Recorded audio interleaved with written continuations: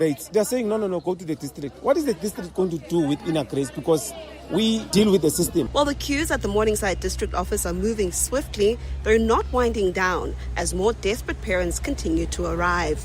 Khomzo Modise, Eyewitness News in Morningside. The Higher Education Department has warned prospective students to beware of bogus colleges that are offering unrecognized qualifications. Students are being urged to verify that institutions are registered and accredited through official higher education and training channels before making any payments. Meanwhile, in a bid to bridge the financial access gap, Higher Education Minister Buti Manamela has announced that more than 15,000 SETA bursaries have been made available to students who do not qualify for the National Student Financial Aid. The minister's spokesperson These bursaries support students at universities and TVET colleges and cover tuition, learning materials and other study-related costs, forming part of government's broader strategy to widen access to post-school opportunities. Agriculture Minister John Steenhuisen will soon ask Cabinet to declare the foot-and-mouth outbreak a state of disaster. He says such a declaration will mobilize law enforcement support to curb the movement of animals, the main contributor to the spread. Steenhuisen has today announced a mass vaccination campaign to get the outbreak under control, particularly in KwaZulu-Natal, the epicenter of the disease. He says the department is still trying to get approval for the import of vaccines that are not registered for use in South Africa. Once permits are issued, Steenhuisen says he expects 1 million doses to arrive within a fortnight. And we need the relevant authorities to assist us with manning roadblocks and ensuring that a very strong message is sent out that the undocumented movement of animals has to come to an end. Again, the disease is spread through infected animals being moved into areas where they contaminate non-infected animals. That is how FMD is spread. And the Western Cape local government MEC, Anton Bajal, has called for the declaration of a state of disaster for the Knysna municipality. This comes as the Garden Route town's water supply dwindles with only 10 days of water storage left. The MEC says while the municipality plans to drill 7 new boreholes over the next month, the town needs immediate water relief and for the government to expedite the process of getting boreholes onto the system. Bajal adds that the national assistance will also help farmers in the region. Meanwhile, residents have been urged to reduce water consumption to 50 litres per person per day. Gold's trading at $4,629.14 an ounce. The rand's at 16.37 to the dollar, at 22.02 to the pound, at 19.07 to the euro. Brent crude oil's at $64.69 a barrel. Well, at this stage in Pretoria West, traffic is heavily backed up. That's heading towards Claremont on Trans-Orania Bremer Street, approaching the Dashboard Tunnel. There's also bumper-to-bumper traffic due to an accident seen in the Mother City. That's heading towards the CBD on Strand Street at approaching Castle Street. Also in Kensington, there's an accident seen involving a motorcyclist. This is on Voortrekker Road, heading towards 16th Avenue. A look at your weather. It's a partly cloudy afternoon in Gauteng today with isolated showers and thunder showers expected. Temperatures have peaked at highs between 26 and 28 degrees. It's clear skies for Cape Town, becoming cloudy this evening with light rain. Otherwise, it's fresh southwesterly winds there this afternoon and temperatures have reached highs of 28 degrees. The top story in Eyewitness News this hour. In response to heavy rains continuing to hit parts of Limpopo, the provincial government has convened an emergency response meeting. EWN, in touch, in tune, and independent. For the latest, visit ewn.co.za or download the EWN app. You're with Mandy Wiener on 702. Let's walk the talk. Streaming on the Prime Media Plus app. DSTV channel 856, 92.7 and 106 FM. The Midday Report with Mandy Wiener on 702 and Cape Talk is brought to you by Nedbank Commercial Banking. Think bigger, think Nedbank Commercial Banking. On the show today, frustrated parents wait at the district office for school placements. Flooding in Limpopo, that's having an impact on the first day of school. John Steenhuisen holds a briefing on foot and mouth. And former Commissioner Khomotso Pakhlani is at the Parliamentary Ad Hoc Committee today. All of that over the next hour. The Midday Report with Mandy Wiener. Streaming on the Prime Media Plus app, DSTV channel 856, 92.7 and 106 FM. Good afternoon. Welcome to the Midday Report on 702 in Cape Talk with me, Mandy Wiener. Good to be with you. We will speak to the MEC of Cogta in Limpopo about the flooding that we're seeing in that province, the impact that it's having on the first day of school. Mungezi Koko, EWN reporter, also there for us. Limpopo, a province that so often faces heat in December, January, is now dealing with flooding and the impact it's having on the citizens there. Also, that impact on the first day of school as well. How was first day of school for you? I mean, mine was pretty straightforward. I dropped the kids at school, they said bye and walked in. I think that's just how it is at that age, I suppose. But let me know what your experience was like. I think my social media feed is packed with those obligatory first day of school photos.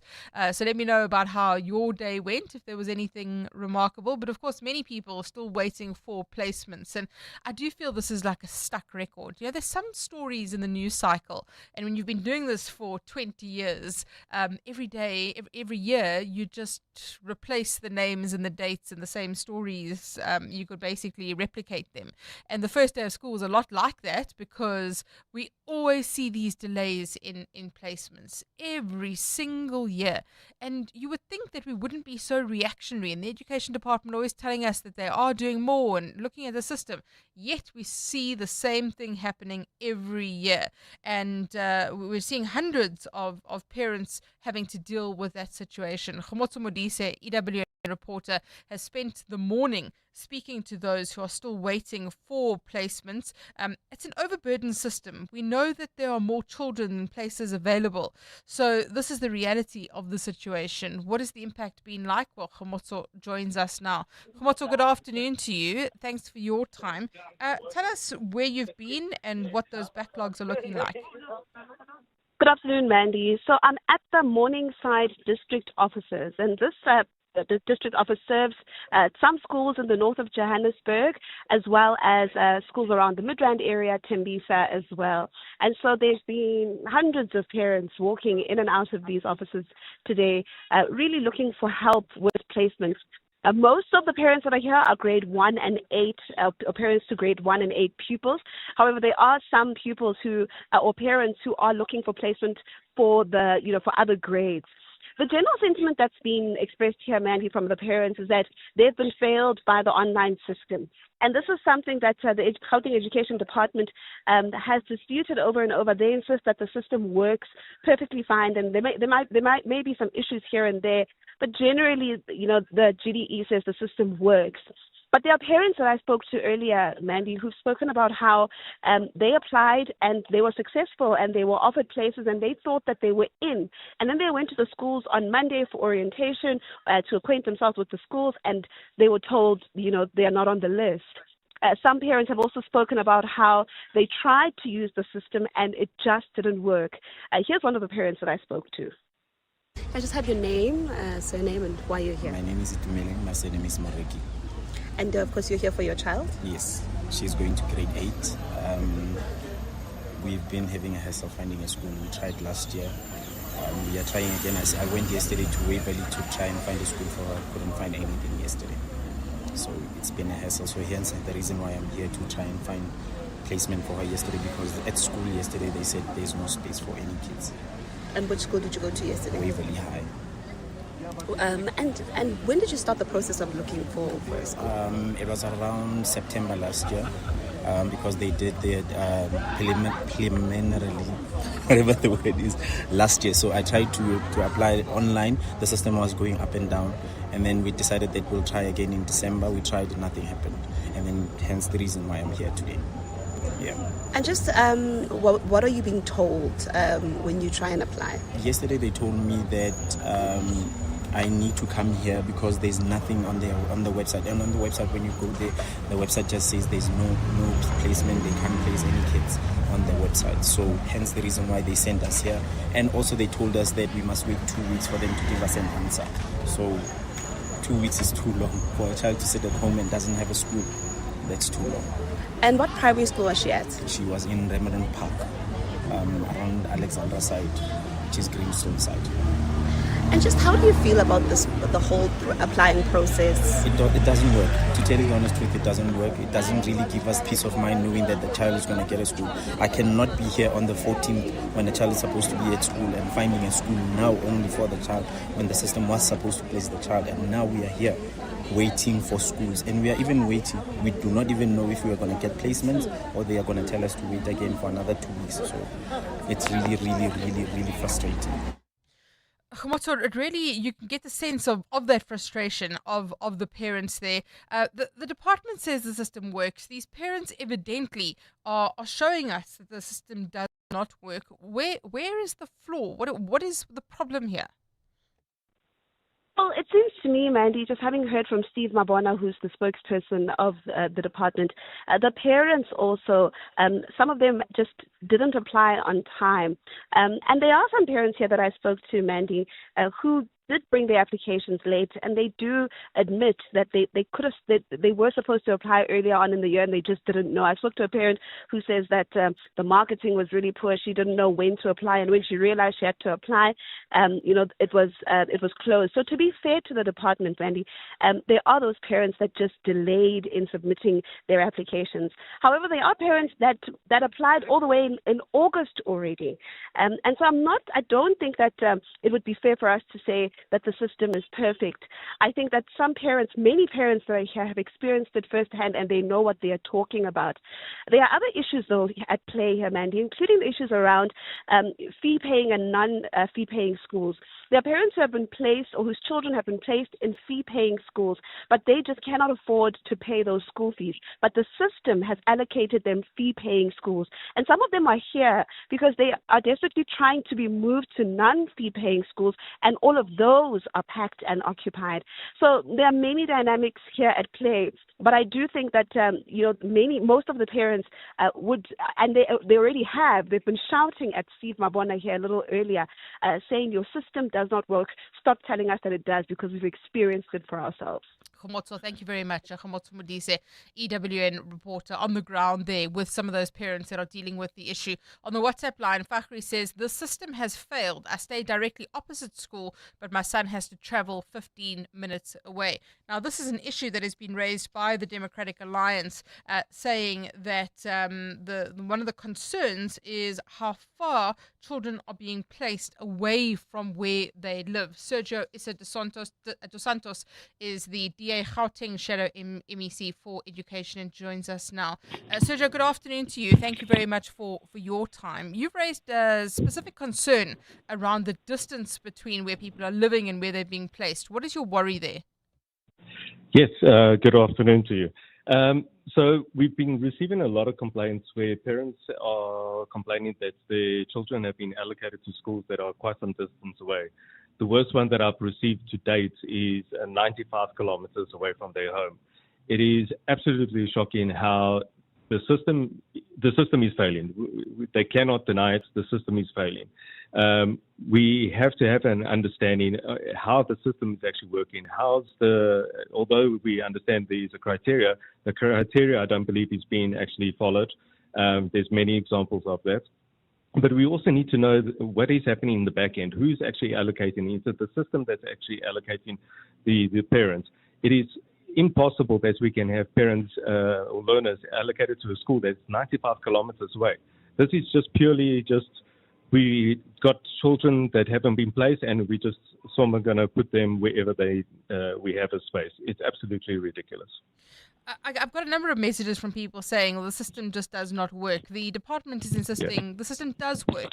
Of course, there are issues. A lot of the error is coming from parents who apply too late. How would you describe the efficacy of the system?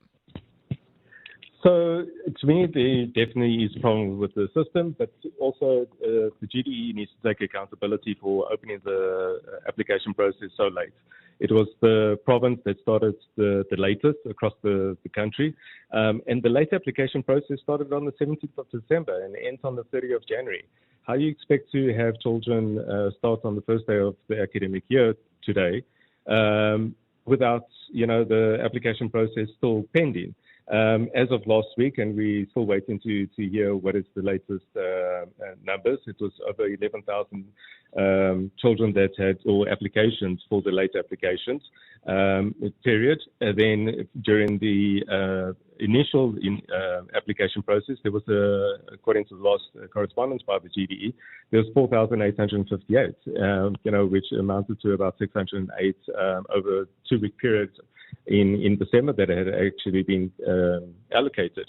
The system, and I can give you examples because my daughter started school 4 years ago, and when I look at the feeder zones, schools that are incredibly close to me, 1.2 kilometers, 1.4 kilometers, a 5-minute drive, within a 5-kilometer radius is completely out of my feeder zone. But schools that are 30, 35 minutes away from me are within my feeder zone, and that doesn't make sense. There's a criteria that is supposed to be used, your siblings within the feeder zone, etc. So many parents are complaining to me, and there's Facebook pages that it's actually shocking to read what is happening to some of these parents. They have siblings in the school for several years, but now they are expected to take their other children to other schools. Last year, I had a perfect example. I had a parent with 4 children that were placed in 4 different schools, and she had to arrange, dropping off each child at the different schools by 7:30 every single day, which was impossible. Sure. Sergio, thank you very much. Sergio dos Santos is the DA Gauteng Shadow MEC for Education, speaking to us there on the WhatsApp line. Mandy, the biggest reason why we see the same thing happening every year when there are not enough places for children starting school is that the population keeps growing. The government and the funding can't keep up. In a country with 20 million unemployed people, it would help alleviate all our problems if good reproductive education and contraception were made easily available to everyone, and if policies encourage people to better plan their parenthood. And then a number of people saying that they did apply on time. The system is broken. The Midday Report with Mandy Wiener on 702 and Cape Talk is brought to you by Nedbank Commercial Banking. See money differently. Good afternoon, Mandy and your team, Kingsley from Germiston. This placement issue is incredibly frustrating, and I agree with you that every year we seem to have the same conversations. I want to know, at what point do we say the system is not working? What does it take for the department to accept that it's not working? Put aside those parents who've applied late and take into account those who have applied on time and have been trying to apply, but still there's issues. They placed at the wrong school, a school that's too far from them, a fee-paying school instead of a non-fee-paying school. At what point do we accept that the system is not working? 702. Mandy Wiener. Weekdays, 12 to 1 p.m. Keep those WhatsApp voice notes coming. Let me know what your experience has been around the first day of school. Well, in Limpopo, a real issue with the first day of school is the heavy rainfall and flooding as well. Communities in Mutale in Limpopo's Vembe district surrounded by flood water after a river burst its banks, leaving residents trapped and cut off as heavy rain continues across the area. Well, let's speak firstly to the MEC of Kokta in Limpopo, and then we will speak to our reporter there, Basikopo Makamo is the MEC who joins us now. Good afternoon. Thank you very much for your time. Good afternoon, Mandy, and to the listeners. Can you describe what some of the problems have been that you and your department have encountered in the province, particularly around the flooding? Look, we have seen a serious heavy rains just from the 12 to an extent that 2 districts, but I can see now it's moving to all other districts. Yovembe, Mopani, area of Musina, Tulamela, Collins, Chavani, Giani, a lot of infrastructure damage, be it schools, be it roads, be it electricity facilities, but also a challenge where other people were trapped because of flooding in a river around there. But thanks very much, our rescue teams conducted the mission and were able to rescue them. But also to an extent that almost all schools around Vembe and Mopani are not reopening today because of roads which are not accessible.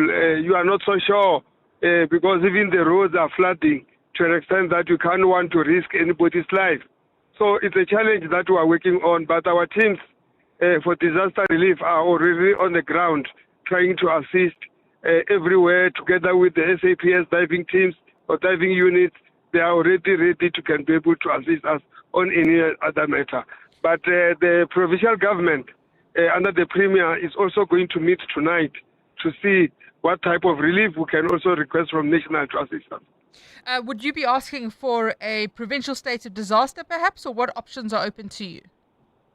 We have already started. That is a logical thing. You might have observed that since from the 18th, the Tanini municipality was blown by the storm there. Already we are in the process of submitting a local state of disaster to be declared, but also we are going to look at declaring the province as a state of disaster, on the bay, classified as a state of disaster, looking on conditions we find ourselves, because bridges, roads are swept away, and there is no way. We need to have a mitigating factor for people's life to be resuscitated. What kind of early warning system did you have in place? Was there sufficient preparation for this in terms of infrastructure dealing with heavy flooding like this? Look, we are working very well with the South African Weather Services. They were able to issue orange light alert of level 6 to 9. That shows that this could be. So all our teams, your Department of Public Works, your SAPS, your Social Development, the job in the province, in fact, was made aware and ready to be able to deal. Hence, we were able to rescue other people because our teams were already in place. And MEC, just lastly, in terms of the interventions around infrastructure, making sure that schools are able to reopen and the education system can get going, what is the provincial government doing? Look, where there are some defects of the schools, we'll try to make makeshift classes for them to be able to do. But why we are stopping them is because the advice we got from Weather Service is that we're expecting this rain until somewhere Saturday. So we can confirm that we are playing a precautionary measure, that we don't want young children to cross over rivers and streams that can be dangerous and sweep them out and lose life. So we are playing that precaution. We are on the ground assessing, looking where we can be able to say, green light, you can go to schools on this area. Like I'm saying, I'm from a back to school campaign now in Waterberg, where there are no challenges. We are able to make sure that classes resumes as expected for the 2026 academic year. MEC, thank you very much for making time to speak to us today. Basikopo Makamu is the Cooperative Governance MEC in Limpopo, where flooding is having an impact there on infrastructure. Some areas, as he described, their schools not being able to return. Our reporter Mongezi Koko also in Limpopo for us. Mongezi, good afternoon to you. Describe to us what the impact of this flooding has been. A very good afternoon to you, Mandy. It's quite polar opposites to what the MEC just said on the radio. In terms of appearance and visibility of personnel and emergency crews, it's quite limited, very thin. Throughout the two districts, the Vembe and Mopani districts, we did not see any emergency personnel. We're currently stationed at a clinic which is no longer working, or rather, for the foreseeable future, they don't have a date of when they're going to reopen. A couple of patients were turned away at the gate as a result of this. Now, the main reason being the flooding, blocking main routes leading to areas where there are clinics and schools, and this prohibits one individual who wanted to come for chronic medication, having spoken to EWN to give us some insight around this. But I am joined on the line by someone here who is a resident in this particular region, talking to us about some of these challenges. So you're not able to access the clinic today. Walk us through the situation, please. Yeah, I'm speaking to Stanley from Mapain. The situation right now on the ground is that our locals are not able to access the clinic because it is flooded. Even the main road, the Tire Road, between the Tire Road and the clinic, there's a dam. So even if the taxis come through and they need to drop off the patient, they can't they can't get into the clinic because of the dam. And the clinic itself is underwater because apparently it is situated inside the dam. So the services are actually at hold. I'll talk about the workers. I see that the workers also can't use the taxis because the taxis aren't running as a result of the floods. Exactly. So what is happening with the staff is that when they were supposed to come to work in the morning, they got stuck in the location there. So they decided to work at other clinics because they had to go to work anyway, but they couldn't reach their own clinic because of this flooding. So now the staff is trained at the moment. Thank you so much. That's Stanley Mandy chatting to us about this. And also we visited a couple of high schools and primary schools alike, which were notified that they would not be reopening. And we went to the Giyani Secondary School where we found a couple of matric pupils who wanted to get their physical copy of their NSC results and were simply unable to do that. One of them expressing how they fear for the future, worried that they might not be able to secure a place in a local college. So it's really a dire situation. And with this orange level 6 to 9 warning still out there, it means that the rains will continue well into the weekend. So it's a really conflicting and sad situation with the locals saying that the municipality is not operating. They were not alerted, leading to the idea that the early warning systems was not instituted correctly, with the lines of communication also very narrow.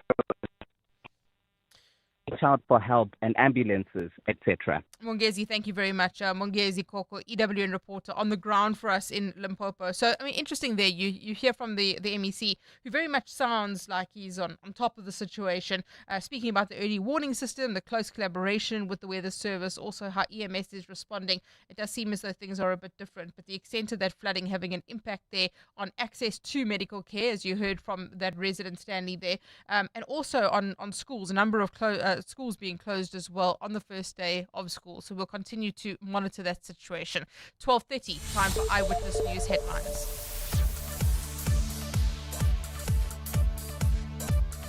Thanks, Mandy. Good afternoon. The Gauteng Education Department has accused some schools of moving the goalpost and contributing to the school placement crisis.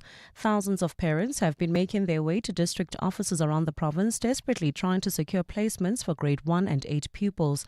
Around 3,000 pupils have not been able to start school on the first day of the 2026 academic year, with many blaming the province's only placement system. Western Cape Local Government MEC Anton Bredell has called for the declaration of a state of disaster for the Knysna municipality. This comes as the Garden Route town's water supply dwindles, with only 10 days of water storage left. The MEC says while the municipality plans to drill 7 new boreholes over the next month, the town needs immediate water relief and for the government to expedite the process of getting boreholes onto the system. And the Agriculture Department plans to vaccinate at least 80% of the country's cattle population against foot and mouth disease within a year. Minister John Steenhuisen has today announced a mass vaccination campaign with the aim of reaching FMD-free status within a decade. Steenhuisen says he will soon ask Cabinet to declare the outbreak a state of disaster. Those are the headlines. This Eyewitness News and more at 1 o'clock or as it happens. EWN Sport. Good afternoon, I'm Tolagile Mganga. A spot in the final of the Africa Cup of Nations is on the line as host Morocco clash with Nigeria, while Egypt are up against Senegal. That's in tonight's semi-finals. The Super Eagles are the tournament's top scorers and have won all 5 their games, but Eric Chell is refusing to get carried away as his side look to make it back-to-back continental finals. Algeria was the biggest test. Morocco is the biggest test. Every game is the biggest test for this team because the expectation is so big. So we are ready for this game, for all of these games that we play in this tournament. We try to play every game like the last, and we will give everything, and we gave everything. Manchester United have appointed their third coach of the season, with Michael Carrick taking the reins until the end of the campaign. He's added Jonathan Woodgate and Johnny Evans to his backroom staff, and his first game in charge will be the Manchester derby. Yeah, I think there's a lot of talent in there. I think there's a good number of younger players as well, in learning the way and learning what it actually feels like to play here. It's an unbelievable place to play football, but it can sometimes take you a little bit in adjusting and getting used to. I think that was the same for all of us, even at times when we had really, really successful teams that were winning leagues and winning a lot. There's an adjustment that needs to be an adaptation, and I think that's part of, for me and my staff, to help them go through that and shape them and have a big end to the season. And the Stingers have rebranded to Southern Guards Golf Club ahead of the start of the new golf season. The South African roster remains intact for 2026 and features Louis Oosthuizen, Brandon Greystein, Burmester and Charles Schwartzel. They'll begin their live golf season in early February, followed by a stop in Steyn City. That's from March 19th until the 22nd. Tolagile Mganga, Eyewitness News Sport. EWN Traffic. Well, at this hour in Ekurhuleni, there is slow-moving traffic on Snake Road between New Modder Road and the N12, while in Pretoria West, there's slow-moving traffic. This is approaching Claremont on Trans-Orania Bremer Street. This is heading towards the Dustport Tunnel. Traffic lights still not working in Sandton at Greyston and the M1, while in the Mother City, there's slow-moving traffic. This is due to an accident scene in the CBD of Cape Town. This is on Strand Street, approaching Castle Street, while in Kensington there's also an accident scene slowing down traffic on Voortrekker Road heading towards 16th Avenue. If you come across any other traffic issues, please WhatsApp us on 072-702-1702. There's more EWN on air, online, and on the EWN app.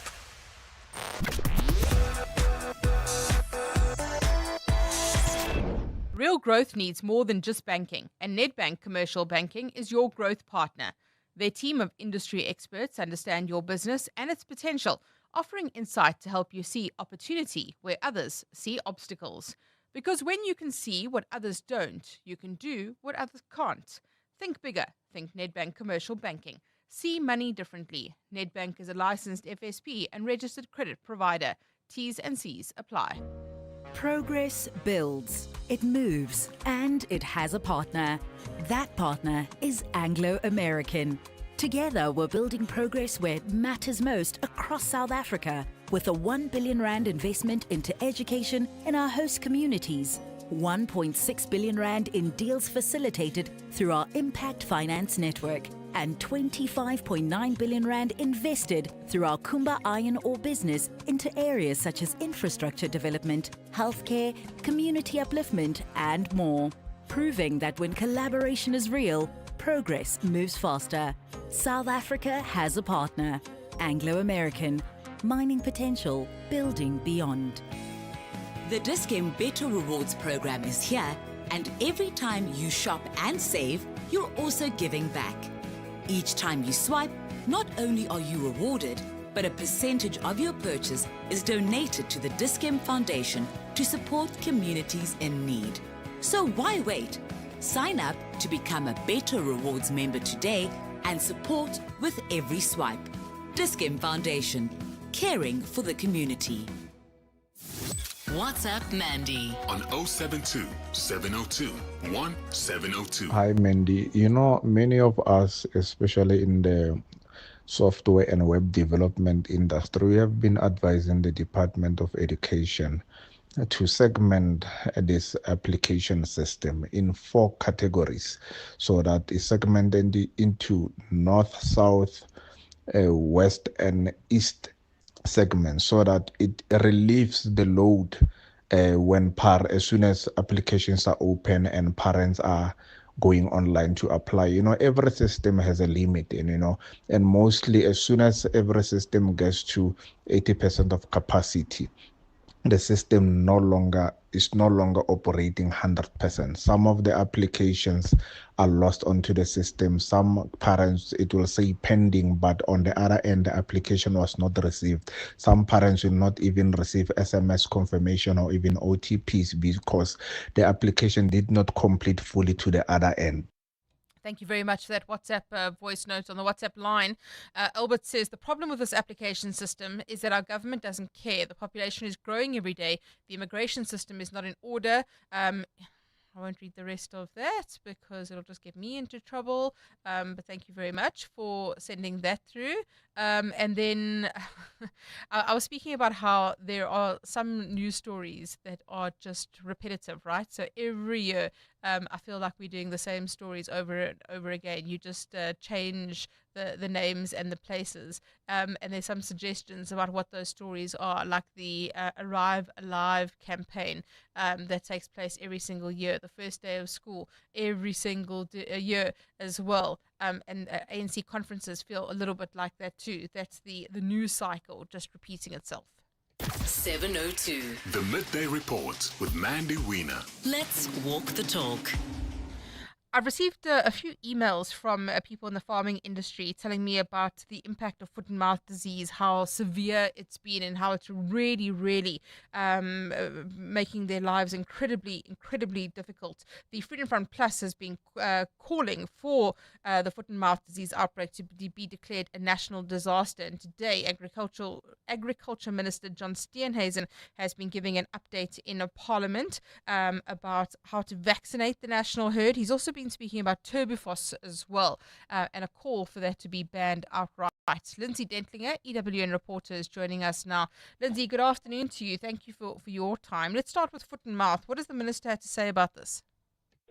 Well, Mandy, as you pointed out, he says after much deliberation with industry players and the like, the decision is a mass vaccination campaign to bring foot and mouth disease under control once and for all. He has outlined the first phase of a 10-year strategy to make the country foot and mouth disease free, and the way to go is to import vaccinations. He has told us that at least 1 million vaccinations will arrive in the country, or they hope it will arrive in the country by the end of the month. And then a further 5 million doses also via Turkey to arrive by March. But there is a sticking point to that, Mandy, and that is that they still have to obtain permits from SAPRA because these are vaccines that are not registered in the country. And so they are hoping that once that submission is made on Monday, those permits will arrive as soon as possible so that those vaccines can be imported. On the issue of turbifos, what does he have to say about that? Mandy, I'm not quite sure about that. That was not something that was It wasn't covered in the briefing. I saw a story on News 24 specifically about that. So apologies for asking you about that. There's been a call by the Freedom Front Plus for this foot and mouth disease outbreak to be declared a national disaster. Did you get a sense from the minister that that's something that is in his kind of purview? It is something that appears to be imminent, Mandy. He has indicated that he is in the process of preparing a memorandum to Cabinet to have foot and mouth disease declared a disaster. And what that would essentially then do is hopefully help to get law enforcement agencies more involved to curb the movement of animals. The minister is saying that because people have been moving animals with impunity, have not been heeding to existing biosecurity regulations and laws, this has contributed to the spread of the disease. And he is hoping that should Cabinet agree to declare a disaster, law enforcement would be able to conduct roadblocks and the like in trying to curtail the movement of animals, but not quite there yet. But here is his explanation of what such a declaration could do to assist eradicating foot and mouth disease, Mandy. A cabinet memo is being prepared for the first cabinet meetings of this year, where we'll be approaching national government to declare FMD a state of disaster. And what we hope that will do will allow us then to be able to, through the NAT joints system, be able to then get greater cooperation from the SAPS, municipal traffic departments, provincial traffic departments, and perhaps even the SANDF to assist us with ensuring that movement controls are dealt with. Thanks to Lindsay Dentlinger, who attended that briefing by the Agriculture Minister, John Steenhuisen, on foot and mouth. Well, as I mentioned, the Freedom Front Plus has been calling for the outbreak to be declared a national disaster. Let's get reaction now from Dr. Wynand Boshoff, the Freedom Front Plus MP. Dr. Boshoff, good afternoon to you. What is your reaction to what the Minister has had to say in this briefing? Good afternoon, Mandy. No, we are glad that he's approaching the Cabinet for declaring the disaster state that we asked for, because this is not the kind of challenge that the industry can shoulder on its own. It's a little bit of a after-the-fact kind of explanation which the Minister and the senior officials gave in the press conference, by saying that containment of the movement of animals is important. That's a kind of thing that should have really started to have attention, say, 2 or 3 years ago. When the epidemic started in KwaZulu-Natal, in the north of KwaZulu-Natal, and also in the Eastern Cape, it's actually an easy thing to understand, not to do. That the disease moves with animals. So if animals which are affected do not move, the disease does not move either. But for that, you have to patrol or to monitor the myriad of roads and back roads which we have in South Africa. What we have seen is that people could move animals 3 or 4 provinces, over the borders of different provinces without anybody inquiring where are these coming from, where are they going, do you have any documentation proving that they are disease-free? And that is on the main roads. So, we are glad this is going to happen. It's a pity it hasn't started 3 years ago.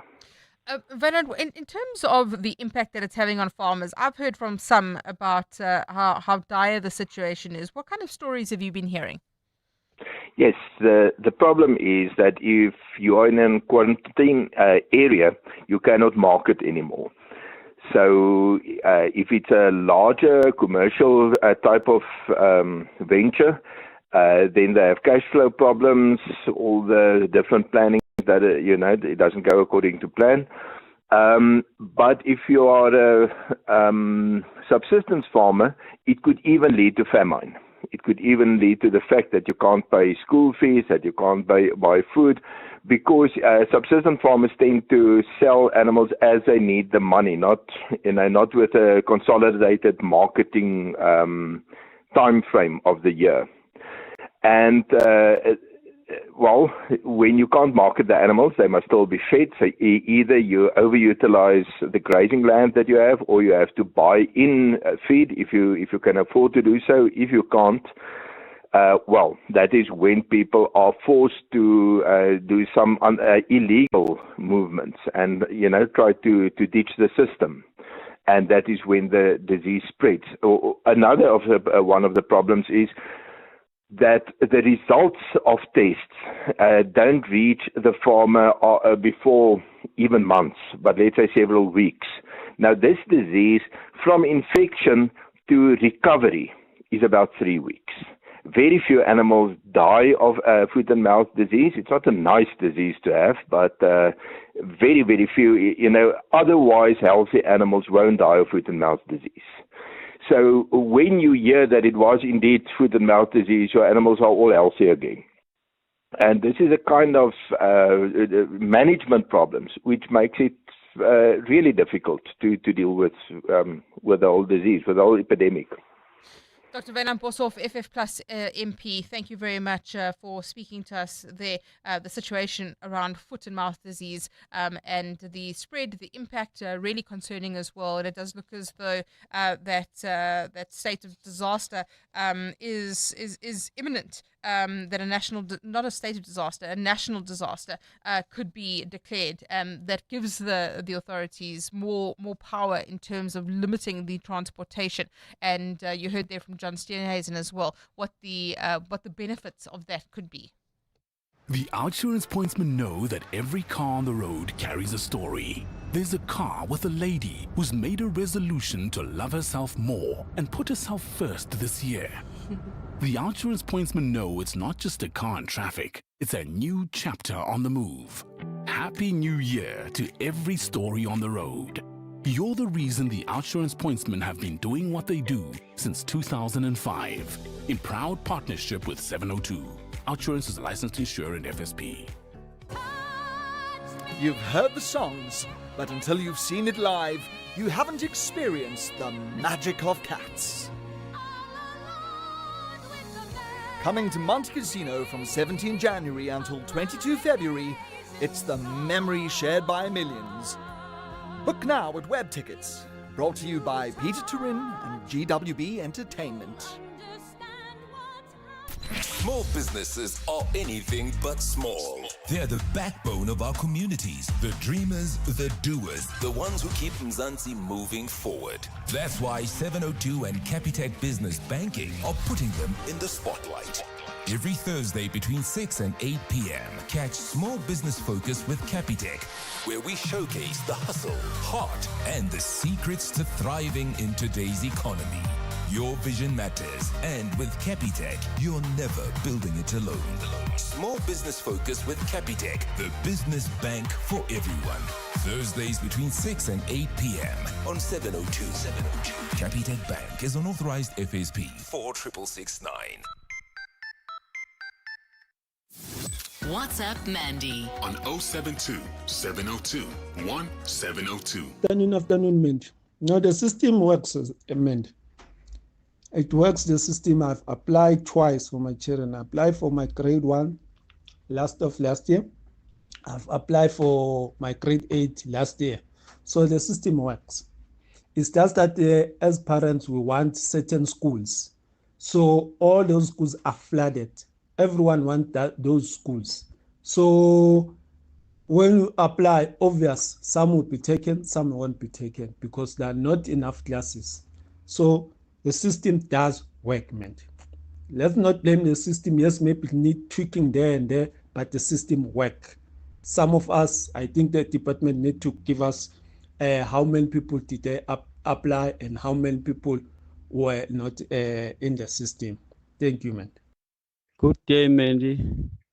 Children from Lesotho are crossing the border every morning, coming to school in Lady Branch. They have already been in class. Children in Soweto, surrounding areas, Tembisa and all that, they don't have space, no space. So the system is not working. Just cut that system off. Let there be walk-ins in school. Thank you. Thank you very much. Two voice notes, one saying the system works, one saying the system doesn't work. And that's the experience that people have. I think many people have been placed. They are at school today. Their kids are at school today. They've been dropped off. But of course, there are many people who have been impacted. The Midday Report with Mandy Wiener on 702 and Cape Talk is brought to you by Nedbank Commercial Banking. See money differently. The soap opera is back in town, at least one half of the two different soap operas.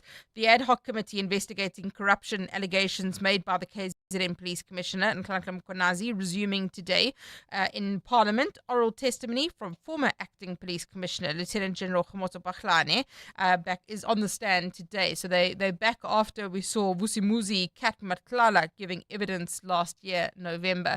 Babalo Ndenze, EWN reporter, joining us now. Babalo, good afternoon to you. Thanks for your time. Take us through Khomotso Pakhlane's testimony. Yes, indeed, Mandy. Khomotso Pakhlane, the former acting commissioner, giving evidence today after the hearings at the ad hoc committee resumed today. So he's been giving evidence since 11 a.m. this morning, focusing mainly on his removal as the acting police commissioner, as well as his suspension as a police officer from the force completely by the then minister, Fikile Mbalula. He's told the committee that his removal as a member of the police or a senior manager in the police was illegal because what Fikile Mbalula did during his tenure as police minister, and it was Jacob Zuma as the president at the time, he says Mbalula asked him to step aside. And he says this was following all these allegations in the media, as well as various accusations of misconduct and procurement irregularities, etc.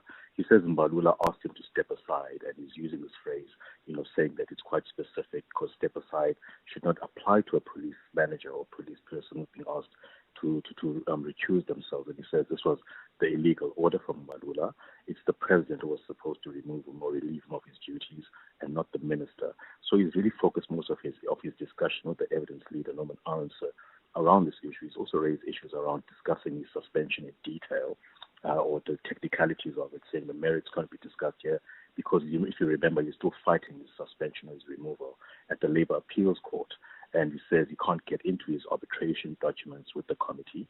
And the evidence leader really trying to get a sense of why he lost his job in the police. But Pasane being quite defensive, saying that he can't really get into this at the moment because of this pending Labour Appeal Court matter. He also touched on the plot to remove him, which was also mentioned by the Chief of Staff of Senzo Mkhunu, Setu Ntabinde, who told the ad hoc committee during his evidence last year that there was a plot to remove Pasane.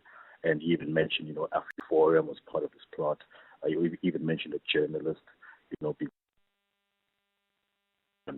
as well as Paul O'Sullivan, who we also know is wanted by the committee to give evidence, and we know that he's refusing to appear physically and has requested to appear virtually. So he's also touched on that issue of his removal, as well as this agenda or plot to remove him from the police, by these individuals, as well as AfriForum. And he also spoke, Mandy, about, his affidavit. It's a 168-page affidavit. He's quite adamant that the committee should not, be too quick to glance over it. He wants the committee, or is requesting the committee to do it justice and to spend at least 2 days. He's been set down for 1 day, which is just today, with Dumisani Khumalo tomorrow, but he wants to speak to the committee for more than just 1 day. But members are telling him to really slow your roll.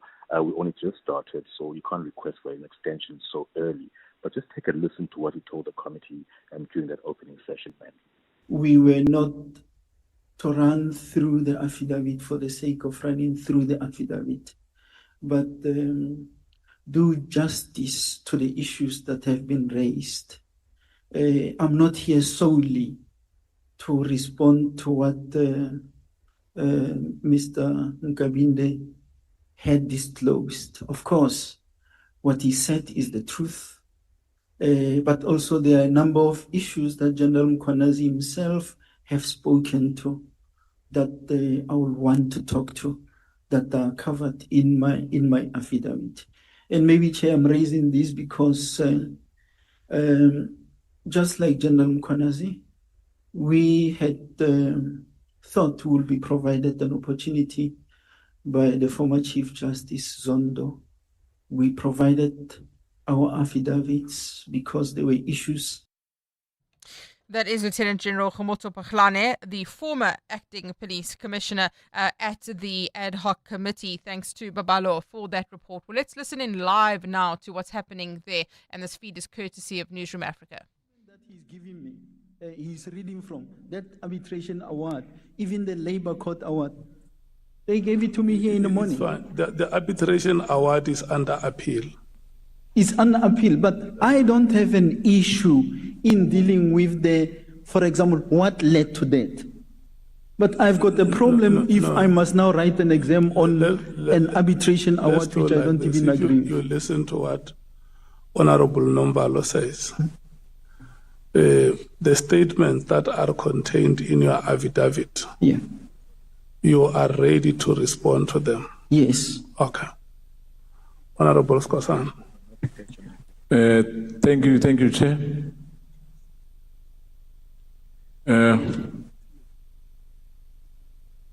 Lochani likupi, General Paghlane? Ngaxolisa. I'm here. Ngiyabonga. Lochani likupi? Asikhona njani? Siyathokoza. Thokozini. Now, Chair, I think what the General is raising is the issue. In fact, I'm going to ask about what I heard now. He said he was given a statement this morning. It's the other one, which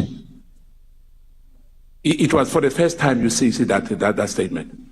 That bundle. Yeah. You only saw it this morning. Okay. Must I answer, Chair? I just wanted to find out, because if I heard it well, he said that he only saw this morning. Am I right? You can respond, General. Chair, the documents in here are not foreign to me, but these documents are not part of my submission in terms of annexures, because I have accepted that here I am not in the labor court, or I'm not in the labor appeals court. It has been dealt with there. So what council is doing, he brought these copies, like this is somewhere here, there is records of proceedings. And somewhere I said earlier that unfortunately some of these are half-baked, in that some documents that are supposed to be here, if we want to bring the whole records, bring the whole records and not selective. So I'm now being questioned to say the arbitrator said this. I say we have moved on from what the arbitrator said. We have accepted. Oh, the situation a bit tense there at the ad hoc committee. Lieutenant General Khomotso Pakhlane being questioned by the MK MP David Skosana, clearly very agitated and very animated as well, saying that this matter is before the Labour Court. He can't speak about it, and Counsel Norman Aronsa has presented him with this statement. So we'll keep watching that one for you too. Progress builds, it moves, and it has a partner. That partner is Anglo-American. Together, we're building progress where it matters most across South Africa, with a R1 billion investment into education in our host communities, R1.6 billion in deals facilitated through our Impact Finance Network, and R25.9 billion invested through our Kumba iron ore business into areas such as infrastructure development, healthcare, community upliftment, and more. Proving that when collaboration is real, progress moves faster. South Africa has a partner. Anglo-American. Mining potential, building beyond. The Outsurance pointsmen know that every car on the road carries a story. There's a car with a nervous but excited first-time driver waiting for the perfect gap to switch lanes. I can do this. The pressure. The Outsurance pointsmen know it's not just a car in traffic. It's a sense of freedom and independence on the move. Every story is different, and every story matters. That's why the Outsurance pointsmen have been doing what they do since 2005, in proud partnership with 702. Outsurance is a licensed insurer and FSP.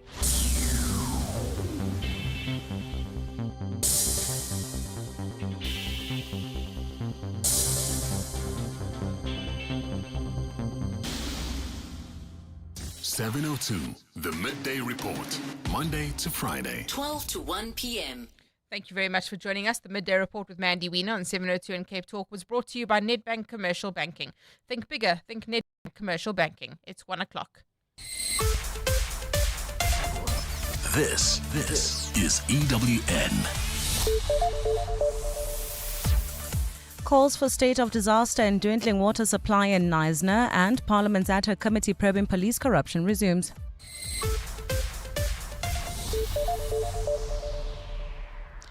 Good afternoon, I'm Maki Molapo.